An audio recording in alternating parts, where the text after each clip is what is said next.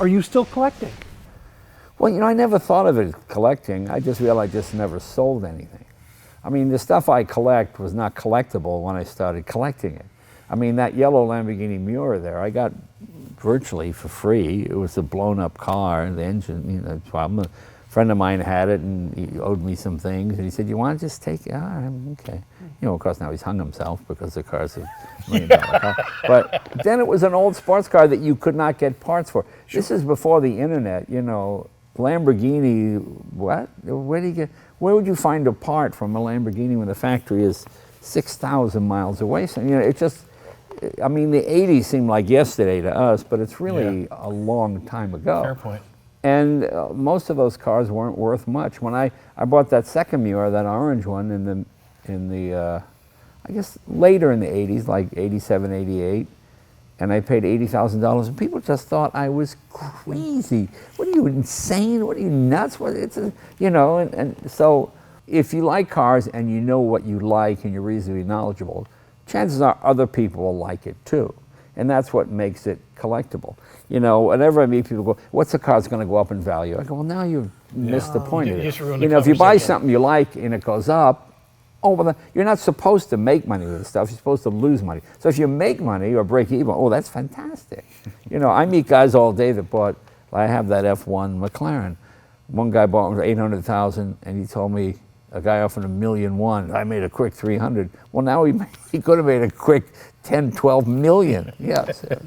He doesn't love all cars because right. When I first met Jay, I expressed interest in TVRs. That was one of my favorite cars, and I'd love to get Griffith. He reaches in his pocket and he goes, "Oh, good, do me a favor. You buy this so I don't have to." Oh, yeah. You remember giving me that? Yeah, Griffith. I got that car, by the way. I remember Jack Griffith. I remember as a kid reading the story on Long Island with a car dealership. And he was a guy that took this fiberglass car from England, much like Carroll Shelby, and put a 289 Ford in it. But they were hot and just, it's only recently the idea of horsepower and comfort, and being in one. The idea was you were supposed to suffer when you bought a sports car. No, but it was. It was from the 60s for sure. It changed with the NSX, because prior to that you bought a Ferrari, and I can't get this thing about, that's the thing, you don't know what you're doing.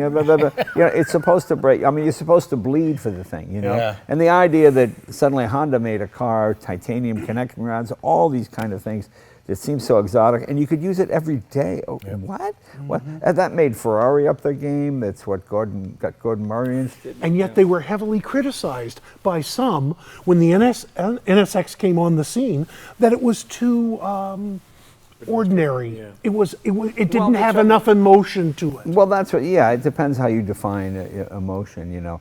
That's sort of the trouble in America. Because Honda built inexpensive cars, not cheap cars, inexpensive cars. Well, why would you buy it? It's like when Volkswagen came out with that big four-door with I think what originally had the 12-cylinder motor. It was a W12. Okay, the idea of Volkswagen had been so ingrained into people's heads of being a little cheap car, they couldn't give them away. Right. That's why you go anywhere else in the world and an NSX is a Honda. Mm-hmm. Here it has to be accurate with the thing. That's why I'm so proud of Ford when they built the Ford GT. They didn't come up with the name Luxo or some kind of stupid thing. They just called it a Ford, and look, it's $500,000, and if it sells, it sells. It brings prestige to the name. I like the fact that it's a Ford. I still have my Galpin, thing on the back that they put on, just because I bought a Ford at Galpin. Both those cars have the same serial number, number 12. Yeah. Oh, you're kidding. That wasn't bad. The first 10 went to the Ford family, the 2005 model. Number 11 was auctioned off for charity, and then I bought number 12. So that, I guess, would be the first customer car. But the fun thing about mine is everybody at the factory on the line signed it. The whole car is all signatures, which is kind of cool. Yeah. And that was Steve Saline's assembly line. He was the one putting them together. This collection has evolved. But you have evolved as well. Would you agree with that? Well, I guess that's probably true. Yeah, I think there's a certain truth to that. Is there room for more cars?